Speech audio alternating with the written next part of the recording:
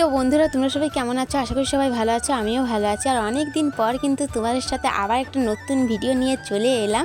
আর এই যে এইগুলাই রং করব, আর এগুলো আমি কেন এঁকেছি, আমার কি প্রয়োজন, আমি সব বলবো তোমরাকে। তার জন্য কিন্তু পুরো ভিডিওটা দেখতে হবে।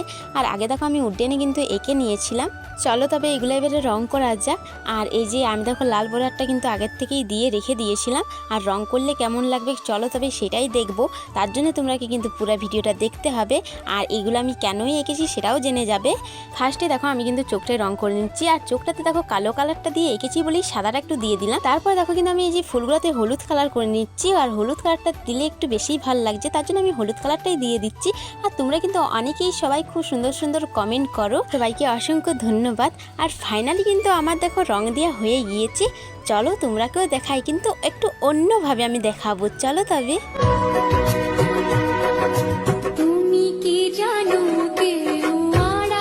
কেন এঁকেছি জানো? এগুলো আমাকে দাদা আঁকতে বলেছিল, তার জন্য আমি এঁকেছি। ওরা শুশুনায় জল আনতে যাবে আর তার জন্য বাকিয়ে দেবে, তার জন্যে আমাকে আঁকতে বলেছিল, আমি তার জন্য এঁকে দিয়েছি। আর এখানে মা লেখা থাকবে, ওইদিকে বাবা লেখা থাকবে, ওটাও দেখাবো কিন্তু পরের ভিডিওতে। আর কেমন হয়েছে অবশ্যই কিন্তু কমেন্টে সবাই জানাবে। আর আজকের মতো কিন্তু সবাইকে টাটা, বাই বাই।